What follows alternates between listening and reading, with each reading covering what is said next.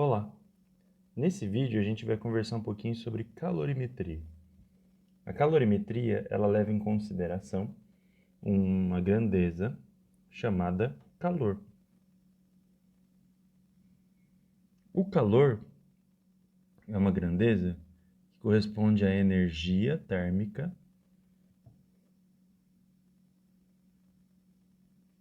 em movimento.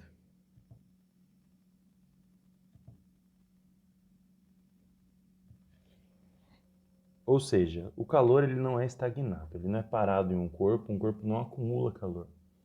O calor ele está sempre em movimento, ele está sempre em trânsito. E em trânsito de quem até quem? Ele está sempre em trânsito do quente para o frio. A gente tem dois tipos de calor. A gente tem o calor sensível,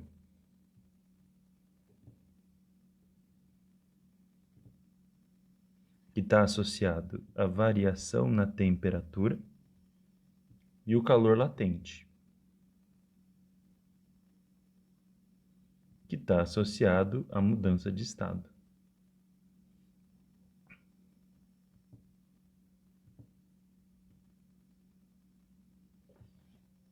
Como que a gente calcula cada um? Então, começando aí pelo calor sensível.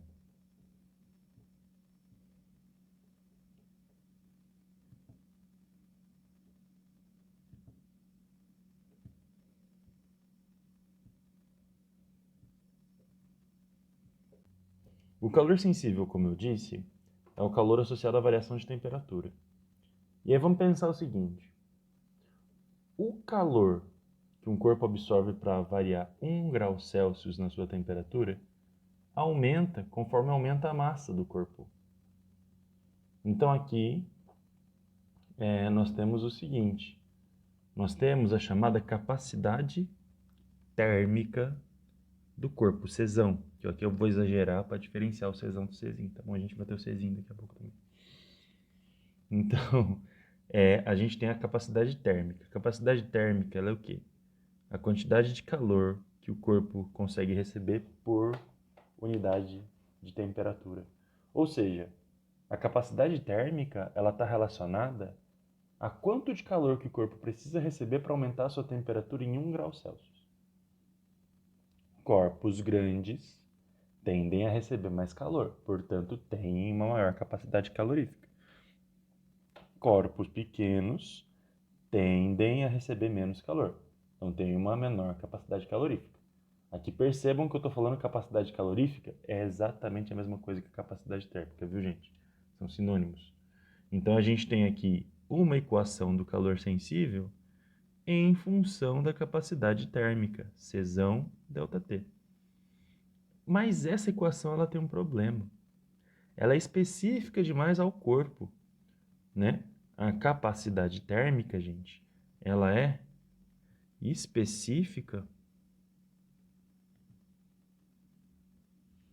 do corpo.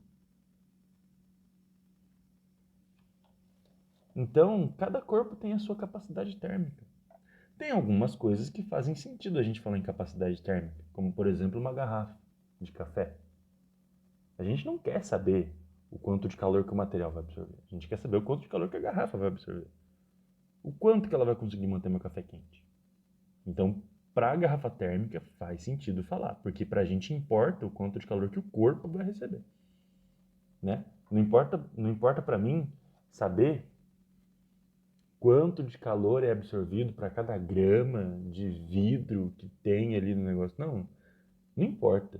Importa para mim saber o quanto a garrafa inteira vai absorver. Então aí no caso faz sentido a gente falar em capacidade térmica. Mas para bloquinhos de metal, para bloquinhos de vidro, enfim, para materiais não faz sentido a gente falar, porque daí a gente precisaria saber o objeto. Então, para facilitar, a gente tem um conceito de calor específico. O calor específico nada mais é do que a capacidade calorífica dividido pela massa. Então, nós temos que o Czão é m vezes o Czinho. Ou seja, a gente tem que Q é mc ΔT. essa fórmula é o famoso que macete. E aqui a gente cai em uma grandeza, uma constante, perdão, uma constante, gente, que é específica do material. Ou seja, independente se você tiver um copo de vidro, ou uma janela, ou um aquário, uma parede de um aquário, ou um tampo de uma mesa, se é tudo feito de vidro, vai tudo ter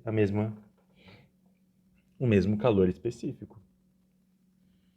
Agora, cada qual vai ter a sua capacidade calorífica, porque são corpos diferentes, com massas diferentes.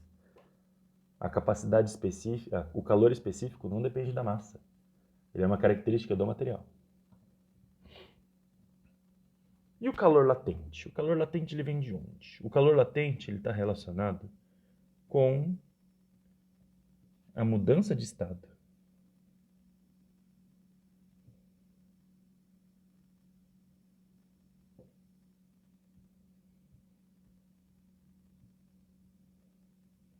E o que é o estado físico? Assim, importante para a gente são três. Nós temos aí o sólido,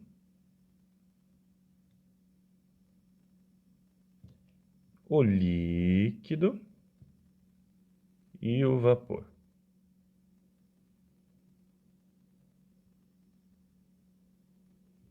Do sólido para o líquido, a gente tem o aquecimento. Então, ó, a temperatura aumenta, né? Então, se eu tenho um gelo, eu preciso aquecer esse gelo para que ele vire líquido. Porém, entre um estado e outro, quando ele muda de fase, ele passa para o estado líquido, a temperatura se torna constante. Então, eu não tenho mais calor sensível nesse caso. Então, eu tenho calor sensível até o momento em que esse corpo começa a mudança de estado. A partir do momento que ele começa a mudança de estado, eu já não tenho mais calor sensível, eu tenho calor latente. Então aqui a gente vai ter o processo de fusão entre o sólido e o líquido e o processo de ebulição entre o líquido e o vapor. De novo, assim como na fusão. O líquido, entre a fusão e a ebulição, ele aumenta a temperatura, recebe calor sensível. Porém, na ebulição, a partir do momento que ele começa a borbulhar ali, né, ele para de aumentar a temperatura e passa a mudar de estado. Então ele para de absorver calor sensível e passa a absorver calor latente. E o contrário? O contrário, gente, nós temos aqui do vapor para o líquido, nós temos a condensação.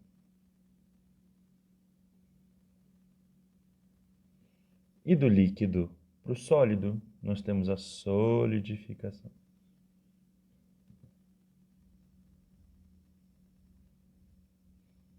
O interessante é que esses processos aos pares, né, esses processos opostos, então fusão e solidificação, ebulição e condensação, ocorrem sempre à mesma temperatura. Então, fusão e solidificação ocorrem aí na temperatura de fusão, ebulição e condensação ocorrem na temperatura de ebulição.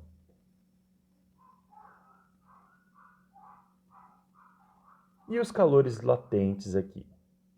No caso da fusão, a gente vai ter a presença aí de um calor latente chamado calor latente de fusão.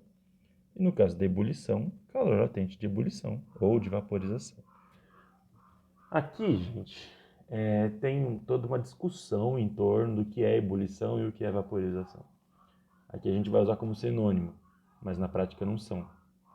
Vaporização, na verdade, é um nome mais geral para três processos.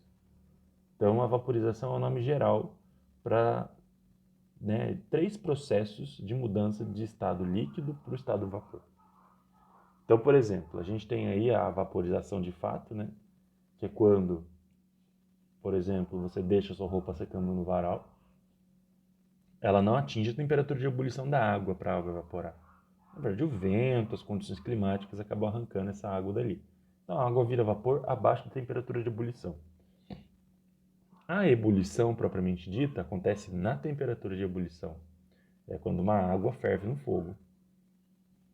E a calefação é um outro processo, né, dentro aí da vaporização, de passagem de líquido para vapor, que é quando, por exemplo, você frita um hambúrguer e joga água na chapa. A chapa está numa temperatura muito maior do que a temperatura de ebulição da água, ou seja, ali a calefação ocorre numa temperatura acima da temperatura de ebulição. Mas aqui pra gente, nos exercícios que a gente vai resolver, ebulição e vaporização são sinônimos. Tá errado? Não tá certo. Porque a vaporização é um nome geral para 3 processos diferentes. A vaporização é um termo geral para dizer o processo de passagem de líquido para vapor. Mas aqui a gente vai usar ebulição e vaporização como sinônimos. E na volta, a condensação, ela tem um calor latente de condensação? Não. Na verdade, ela tem menos o calor latente de ebulição. Por quê? O calor necessário por grama de massa do corpo para mudar de estado esse corpo, de líquido para vapor, é o mesmo que o corpo precisa perder para mudar de estado de vapor para líquido.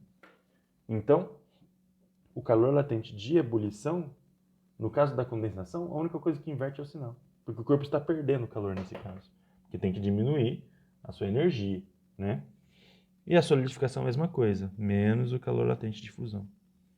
E como que a gente calcula o calor latente? O calor latente é igual ao calor absorvido pelo corpo dividido pela massa. Então aqui, calor vai ser igual a massa vezes calor latente. E aqui eu quero chamar a atenção para uma coisa importantíssima. Aqui eu quero chamar a atenção para uma coisa que pega. Essa massa é diferente, o significado dela, da massa do calor sensível. Lá no calor sensível, a massa é do corpo.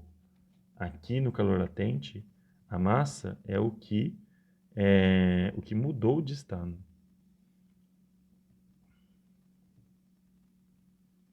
Então vamos supor que eu tenho um gelo aí de 10 gramas e derreteu só metade, derreteu só 5. Então, a massa que vai entrar na fórmula do calor latente é 5, é o que derreteu.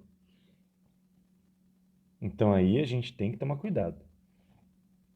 Essa massa na fórmula do calor latente não é a massa do corpo.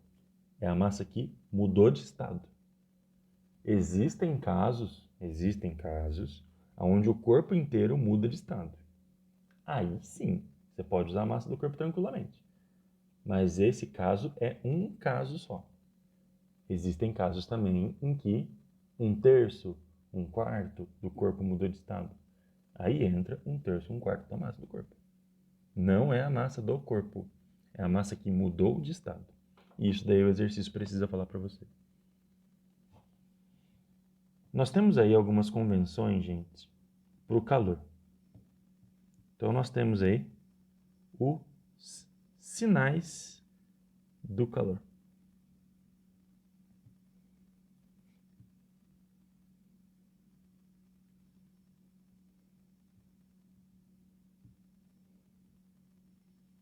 Então aí, esses sinais vão ser para ajudar a gente aí.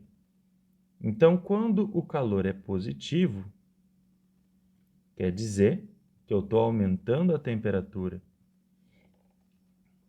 Quando o calor é negativo, quer dizer que eu estou diminuindo a temperatura. Tá, o que quer dizer isso? É importante a gente saber disso porque já apareceu um sinal de menos aqui no calor latente. O que esse sinal de menos significa? Ora, se eu estou aumentando a temperatura do corpo é porque ele está recebendo calor. Então aqui ele recebe calor. Enquanto que aqui embaixo ele perde calor.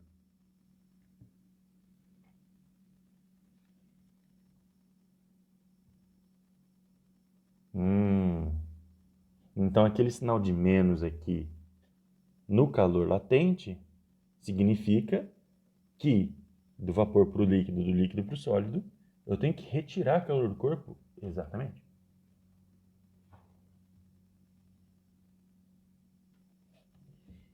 E aqui a gente chega numa parte importantíssima, que é a questão das trocas térmicas.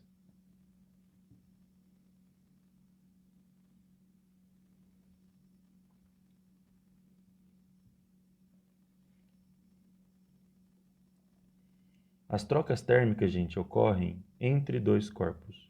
Então vamos supor que eu tenha, e aqui, gente, muito raramente, eu pelo menos não vejo uma questão dessa há muito tempo nos principais vestibulares. Muito raramente eles cobram troca térmica como mudança de fase. Geralmente a troca térmica é só com variação de temperatura. Então aqui vamos considerar dois blocos de metal, que daí a gente afasta essa possibilidade da mudança de fase, porque para dois blocos de metal mudarem de fase só em contato um com o outro, é barato, tem que ser louco.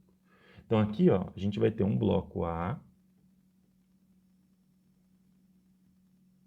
Vamos fazer bonitinho o bloco, né? Tem aqui o quadradinho, por que não usa, né? O quadradinho, olha só o quadradinho aí. Então tem aqui um bloco A. E tem aqui um bloco B. O bloco A, ele tem uma massa A e um calor específico A e se encontra em uma temperatura TA. E o bloco B, ele tem uma massa B, um calor específico B e se encontra em uma temperatura B. Os dois, eles são postos em contato. O que acontece aqui? Acontece o seguinte, depois que eles forem postos em contato, eles vão trocar calor entre si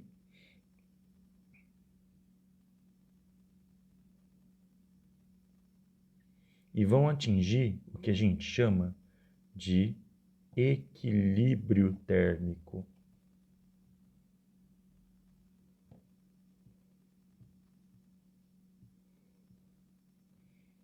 Então,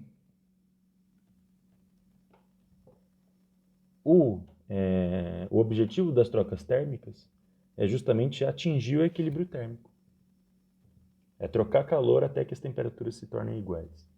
Essa lei algumas pessoas chamam de lei zero da termodinâmica. Chame do jeito que você quiser. Chame de Jorge. Mas o que a gente precisa entender é que dois corpos em contato trocam calor até que as suas temperaturas se igualem. Por que isso, né? Porque se as temperaturas se igualam, não tem mais corpo mais quente e corpo mais frio. Então não tem mais por que ter fluxo de calor, porque não tem mais gradiente de temperatura. E vamos dizer que eles atingem o equilíbrio térmico em uma temperatura T. O que vai acontecer?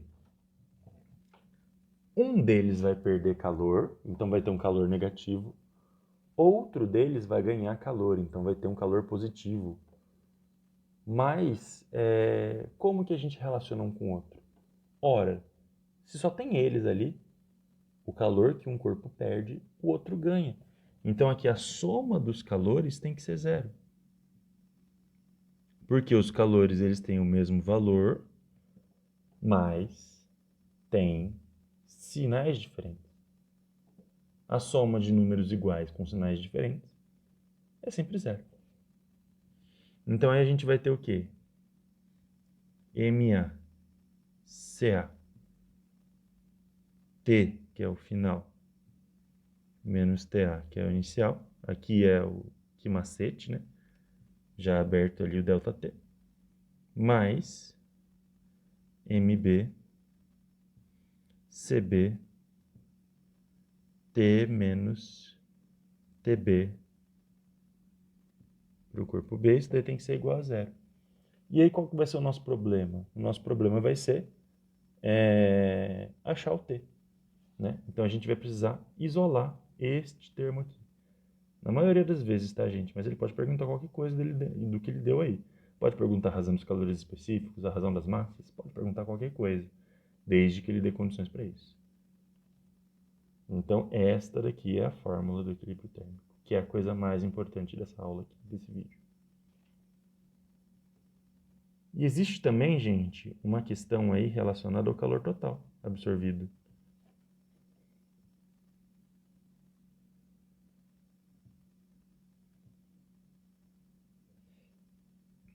Como assim calor total?